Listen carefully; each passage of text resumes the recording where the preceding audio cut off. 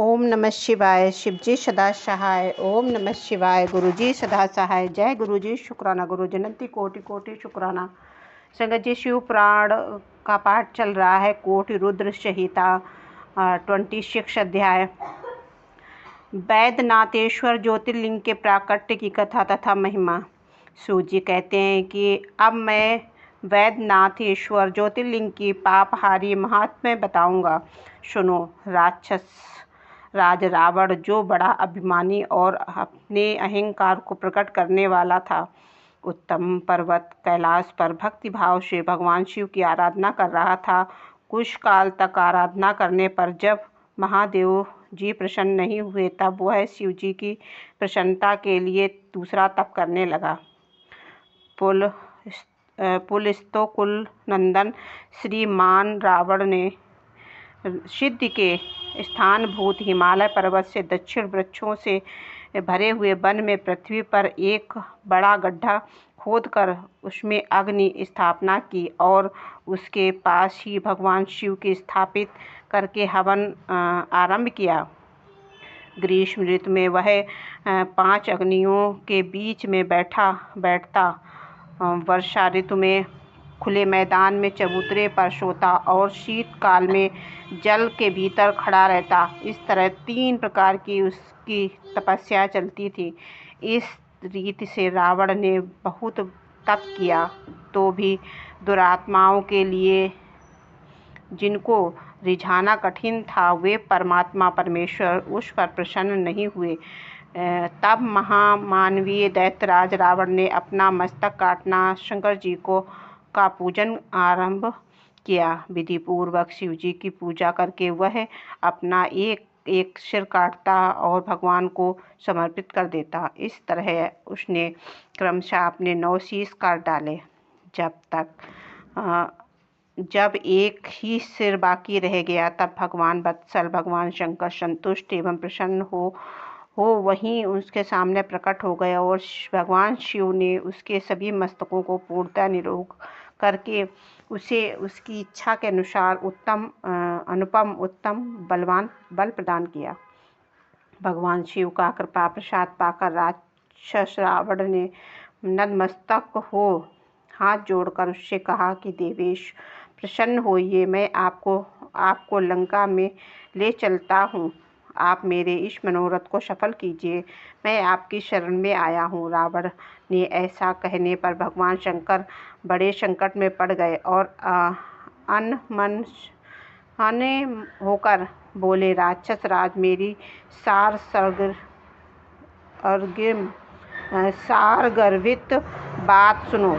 तुम मेरे इस उत्तम लिंग को भक्ति भाव से अपने घर ले जाओ, परंतु जब तुम इसे कहीं भूमि पर रख दोगे, तब वह वहीं सुस्थित हो जाएगा, इसमें संदेह नहीं है। अब तुम्हारी जैसी इच्छा हो वैसा करो। सूत जी कहते, ब्राह्मणों, भगवान शंकर के ऐसा कहने पर राक्षस राज रावण बहुत अच्छा कहकर शिवलिंग साथ लेकर अपने घर की ओर चल पड़ा, परंतु मार्ग में भगवान शिव की माया से उसे मूत्रेंसर्ग की इच्छा हुई और पुलत्स नंदन रावण सामर्थ्यशाली होने पर भी मूत्र के वेग को रोक ना सका। इसी समय वहां आसपास एक ग्वाले को देखकर उसने प्रार्थना पूर्वक उस शिवलिंग को उसके हाथ में थमा दिया और स्वयं मूत्र त्याग के लिए बैठ गया। एक मुहूर्त बीतते बीतते वह ग्वाला उस शिवलिंग के भार से अत्यंत पीड़ित हो व्याकुल हो गया। तब उसने उसे पृथ्वी पर रख दिया और फिर तो वह हीरकमय शिवलिंग वहीं स्थित हो गया। वह दर्शन करने मात्र से समस्त अभिष्टों को देने वाला और पाप राशि को हर लेने वाला मुने वही शिवलिंग तीनों लोकों में वैद्यनाथेश्वर के नाम से प्रसिद्ध हुआ, जो सत्पुरुषों को भोग और मोक्ष देने वाला है। यह दिव्य, उत्तम और श्रेष्ठ ज्योतिर्लिंग दर्शन और पूजन से भी समस्त पापों को हर लेता है और मोक्ष की प्राप्ति कराता है। वह शिवलिंग जब संपूर्ण लोकों के हित के लिए वहीं स्थित हो गया, तब रावण भगवान शिव का परम उत्तम वर पाकर अपने घर को चला गया और वहां जाकर उस महान असुर ने बड़े हर्ष के साथ अपनी मंदोदरी को सारी बातें कहकर सुनाई। और इंद्र आदि संपूर्ण देवताओं और निर्मल मुनियों ने जब यह